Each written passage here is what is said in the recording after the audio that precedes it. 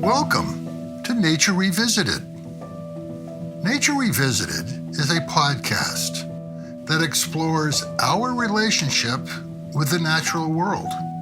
It consists of interviews, stories, and discussions that highlight the notion that nature is not a place one goes to, but rather a place one is already a part of, that we are nature.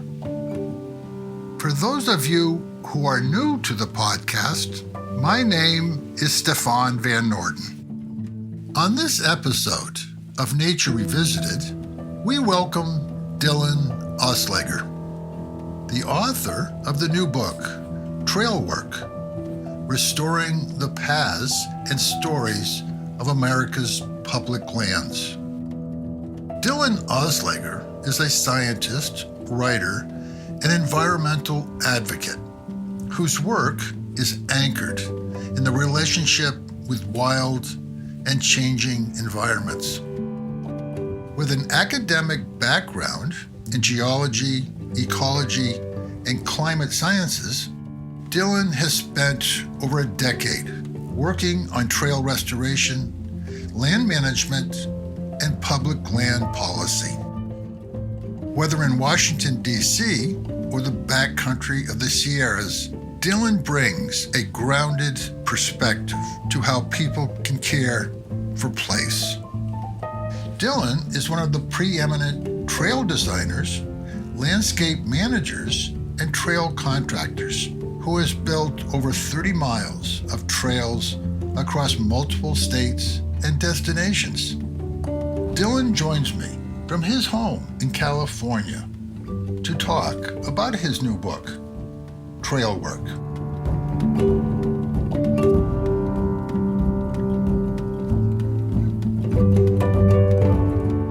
Dillon, welcome to Nature Revisited. It's a pleasure having you on the podcast, talking about your new book, Trail Work, Restoring the Paths and Stories of America's Public Lands. Let's start at the beginning. When did you first become fascinated with nature and public trails, which eventually led you to what you call the craft of trail work? It's a good two-part question, and I really have a lot to thank for being raised in the outdoors. My parents are geologists. I got to be outside in the mountains at a very young age without a lot of regimented idea of what I was supposed to be doing or learning out there. So a lot of my fascination with nature and trail comes from the idea of learning naturally. I got to spend a lot of time outside without a goal, without anything to gain other than to learn about nature for the sake of itself. I think the term craft for trail work is true. We often only impart the term craft on jobs that require care and handwork.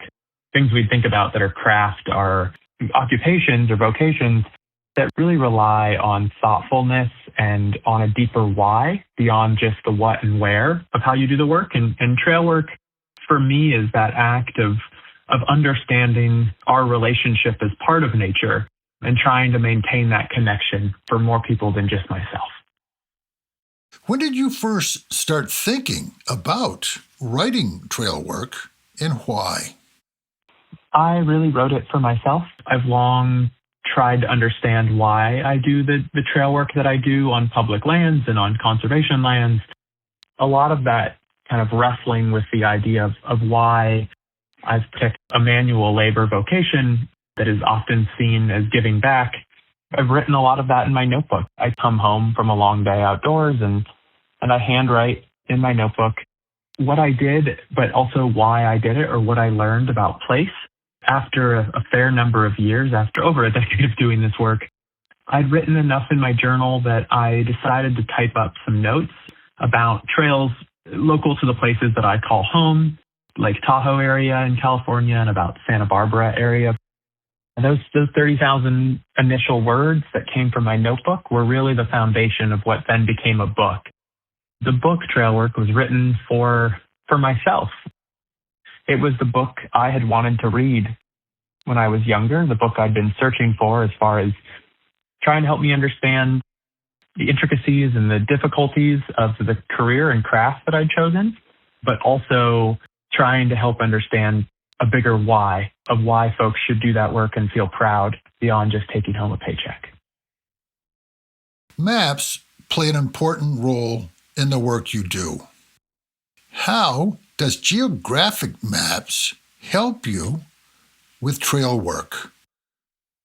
I am a geologist by academic training, so I spend a lot of time with maps, especially geologic maps. For those who aren't familiar, are standard atlas maps of a landscape, but they have an overlay, they have colors on top of them that signify the type of rock that is at the surface but underground in soil. They help geologists understand resources and the past of landscapes, no matter what kind of geologist you are, whether you're trying to understand soil or you're trying to understand stratigraphy or oil and gas or otherwise. You spend a lot of time with geologic maps that are focused on small aspects of the landscape. Geologic maps don't get updated all that often. They're primarily produced by the U.S. Geological Survey, the USGS, underneath the Department of the Interior.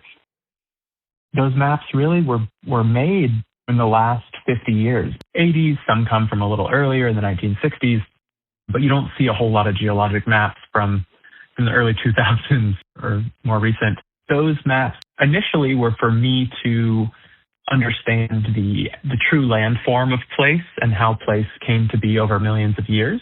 But I ended up comparing those geologic maps to more modern trail maps in order to help me as a geologist get out into the field. And very quickly, I noticed a dichotomy or an incongruency between the modern maps that we use for trail use, whether that's hiking or biking or horseback riding or birding, and the geologic maps of the past. The geologic maps of the past had shown more trails on them or more places, and oftentimes under different names. Through that work, completely outside of trail work itself, I had begun to realize that the maps that we see are not static. They change over time, and that trails are vastly older, and they change just the same as the landscape changes through changes in culture or climatological changes. And at the same time, those older trails that I saw on the geologic maps had a lot more relationship with the geology itself, and you can kind of see trails wrap around given geologic units or to given valleys, and you begin to realize that a lot of the trails were kind of crafted in earlier times as a more nuanced understanding of a relationship between people and place. And I think that's something we don't often think about when we're on a trail is not only how old is it or where did it come from, but why was it created in the first place? Because many trails weren't initially crafted for recreational use. Who are the principal producers of public land trail maps? The trail maps that most people see these days are constructed by U.S. Forest Service or the Bureau of Land Management are the typical producers of those public lands maps, and they actually work in tandem with the U.S. Geological Survey, but they delete the layer that shows the geology. There's also some other private companies, Rand McNally, there's National Geographic. It isn't unusual for private individuals to make maps. It's been happening for thousands of years. But those main producers are really those government agencies that manage public lands. Those same agencies who produce the map, they also are the ones largely responsible for maintaining those trails, for providing public access to public lands. These are rights that we hold as Americans towards these lands that we hold in commonality. And is up to these agencies to ensure that whatever trails they depict on maps are safe for the use of the public to come and enjoy. Due to defunding and other long-standing issues with public land management agencies from a congressional level, that has been a more difficult promise to keep. Much of your work takes place in the Los Padres National Forest. What can the names of trails, not just in Los Padres, but everywhere, Tell us about the traces of the past and the importance of history. I talk a lot about individual places in this book and in my writing as a whole. The reason I do that is because it's easier to show how places change over time if I focus on just singular places. And so my book takes place largely in California with some side adventures to Colorado, Oregon, Washington, and Nevada. These same stories play out over all of the U.S. I think a lot of times when we talk about public lands, people get the gist that we're only talking about the Western U.S. Public lands make up about 30% of the United States, and that's National Park Service, Bureau of Land Management, the BLM, and the U.S. Forest Service. Much of that public land is west of the Rockies, and that is a relic of westward expansion and Homestead Act and many other facets. However, the East Coast also has a lot of public land in the form of forests and a lot of the mountains.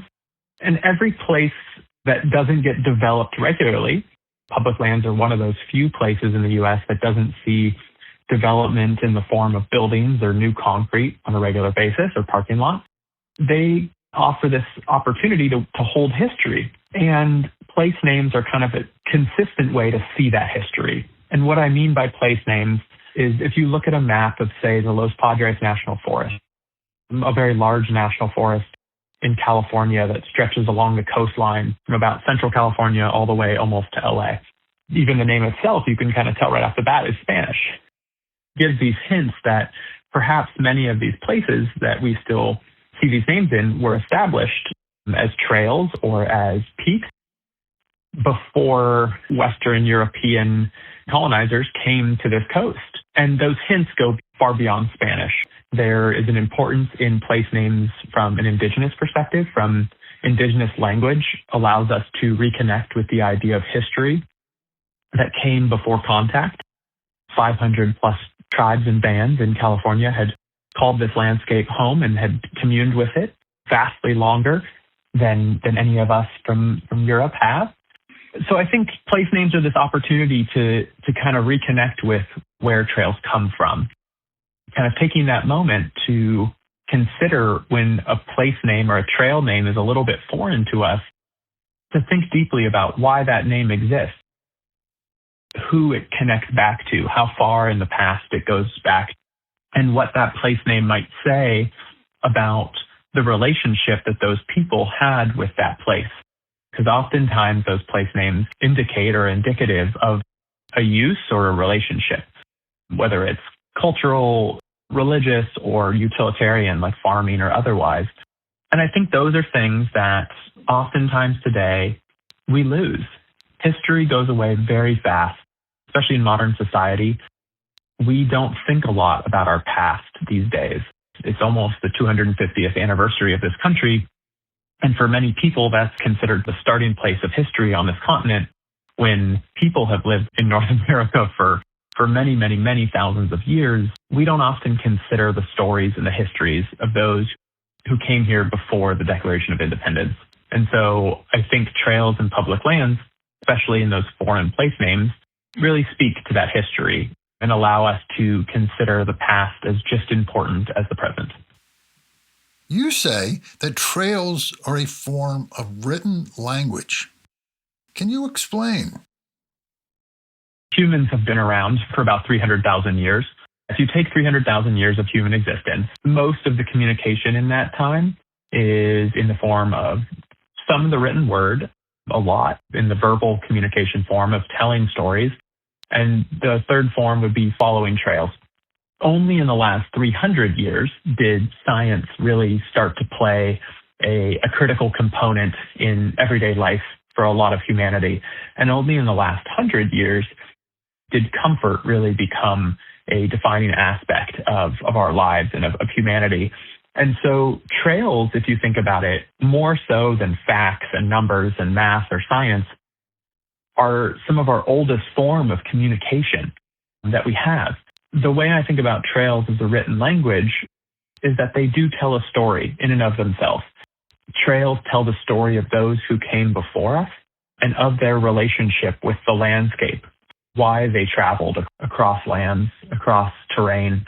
And that story goes beyond people. It begins to tell a story of the place itself, perhaps the geology or the ecology, the climate. These are things, again, that we oftentimes forget to ask about our past and also about landscape. We don't often consider to ask the questions about the history or the stories of lands, of places we visit, just the same as we often regret we don't ask about all the stories of our parents or grandparents before they pass. And so trails are this opportunity for us to begin to consider these held stories in place of those which we often forget. How has the uncovering of old pathways through forests and hillsides helped you to better understand yourself? The culmination of a lot of trails takes us around peaks or to big views of valleys or of lakes or of deep forests or of deserts. Something we also don't often think about in life is awe, that feeling of being small amidst something far grander or larger than ourselves. That is a rare feeling nowadays. Our lives are really self-focused a lot of times. That feeling of awe, that feeling of being connected to so much more, sharing this view that makes us feel small with many people, both contemporary and in the past, feeling connected to landscape really provides this opportunity to think beyond ourselves and to think about what matters, what we do or how we feel or how we contribute, not just with humans, but with the rest of nature as a whole. Uncovering old pathways into these big landscapes not only helps me feel awe in the spatial sense, but also in the temporal sense, and feeling small in the sense of a timeline or a time scale. I think that's a really important emotion and feeling for people and pull ourselves away from daily life. I attribute trail work and kind of that self-reflection in a very large way with helping me understand myself as a person. What does the craft of trail work really entail? The knowledge, the observation, and the preparation. I think a lot of people, when they think about trail work, if they even think about who maintains the trails that they go and visit, they just think about someone with a tool, whether it's a shovel or a rogue hoe or a Pulaski or a McLeod, the many tools you use to move dirt around or to clip brush. For me, it really began far before that with the intention. And you kind of brought up there the observation. I think a lot about the why of what we do with trail work. That really starts with trying to understand place beyond ourself.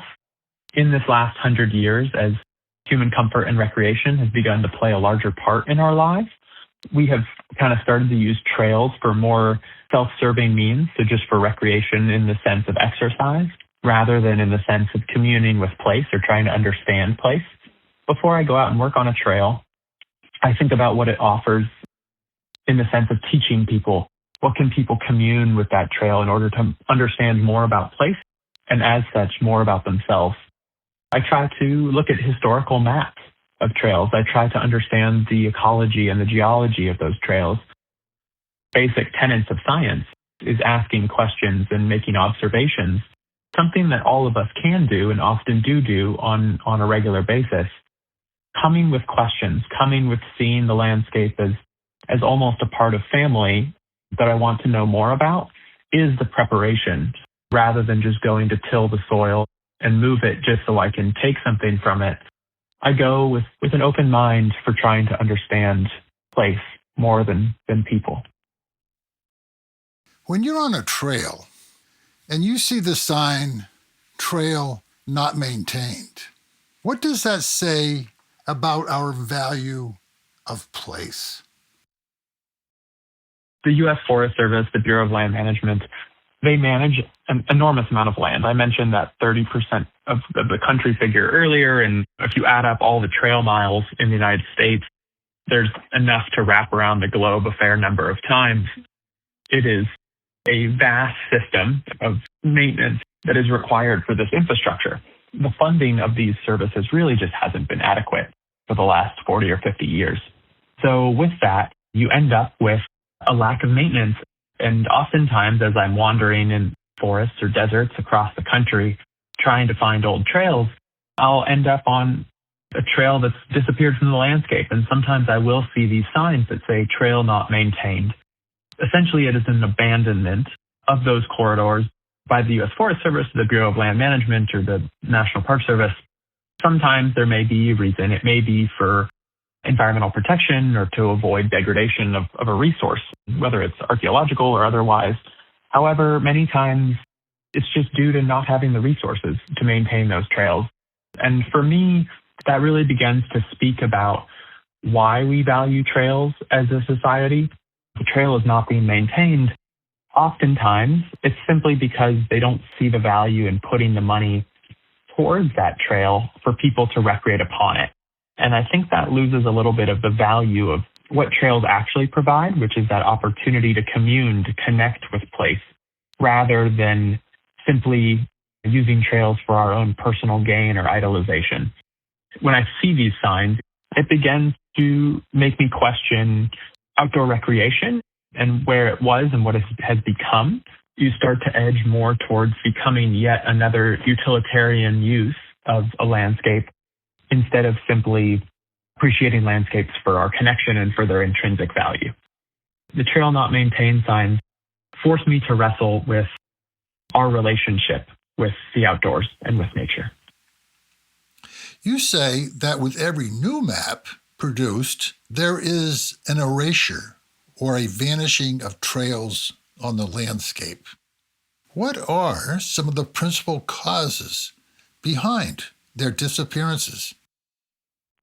Public land management agencies, since the 80s, roughly, sometimes a little bit in the 70s and 90s, they've had declining funding. The executive branch of the U.S. government has pulled a lot of the funding for resource positions and recreation positions, so trails positions, from the U.S. Forest Service, from the Bureau of Land Management, from the National Park Service. And that declining workforce has not been met with a declining amount of work, but instead they've been met with an exacerbating amount of work. Non-successful management of these lands in a wildfire capacity has led to disasters that have been ever more impacting trails and requiring this need of maintenance and restoration that we simply, with the funding given, can't keep up with. That erasure, when those trails disappear off the landscape, every time these new maps are produced, that which has been unmaintained or lost is simply erased. Maps themselves show the values and desires of the map maker. They aren't made to tell the truth about everything that exists. You say to advocate for the survival of our public lands in the face of climate change is to speak a language often foreign to the places we are trying to protect. I think this goes towards an ethic a little bit. Outdoor recreation is perhaps more intrinsic, more relational to environment than it currently is. When we think about public lands, we often think about ourselves hiking, maybe doing some trail stewardship or birding. Truthfully, we often conflate outdoor recreation with conservation. This idea that going outside and hiking ties us to the John Muirs, the Ansel Adams, or the Teddy Roosevelts for that matter. Sometimes we have these difficult conversations around the idea that hiking or going outdoors isn't always enough to protect public lands. I bring in this foreign language of advocacy and activism. If we enjoy hiking, if we enjoy going outdoors into public lands, we have to take that extra step to protect them and to keep them in public hands. So when I talk about languages that are foreign to these places, largely I talk about work in Washington, D.C. and legislative advocacy discussing the dollars and cents, the economic value of public lands, which is very strange to fight for the intrinsic value of something by leveraging its utilitarian value to talk about the drinking water and the clean air and wildlife corridors, nature as a whole. The way that government understands these places is as a ledger, as an economic value of recreational tourism, of timber sales, of oil and gas extraction, of grazing. I spend equal measure in doing advocacy as I do going outdoors and doing trail work or hiking for my own pleasure. And I think it is important to understand that split. When we truly care for something, we learn to give up the time to fight for it. even if it isn't entirely self-serving in that moment. Can you speak to what you call a public outdoor ethic and the need for a renewal of stewardship? Yeah, and I think that goes back a little bit to the previous question. This idea of when we go outdoors, what are we really going outdoors for? I think a lot of our pursuit outside on trails and in nature has turned a lot towards social media, whether that's trying to go fast on trails, something like Strava, or you're trying to get a picture at a peak for Instagram. We oftentimes lose some of the romanticism and some of that commune with nature in the sense of trying to understand more about place and of ourselves. That doesn't fit within the term or the definition of stewardship. So when I talk about a public outdoor ethic, I try to push towards having people wrestle with this idea. If we push to conserve public lands, why are we doing so? And how are we doing so? How can we see ourselves as part of nature, not just to take from it, not just to benefit from it, but to protect these places for what they are in and of themselves? Getting people outdoors from any background whatsoever in a way that fosters that true relationship between them and nature, people and place, and trying to help people see purpose in their relationship with public lands beyond just self-idolization. One last question. Do you see a path forward for the thousands of forgotten trails that are buried in the memories of those who once traveled them?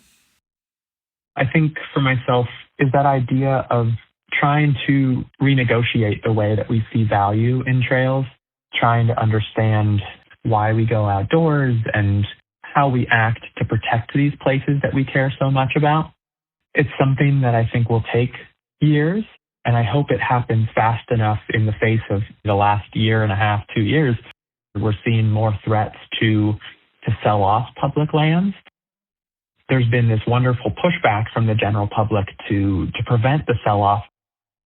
Yes, I certainly see a path forward for the trails that have been erased or forgotten, and I hope that path forward is really starting to revitalize old trails with a view towards the history that they contain and towards uplifting these relationships that we have with nature that has been afforded us towards public lands.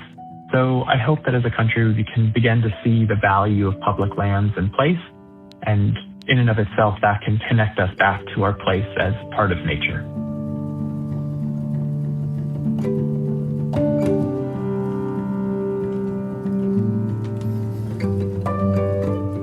I hope you enjoyed my conversation with Dillon Osleger, talking about his new book, Trail Work, Restoring the Paths and Stories of America's Public Lands.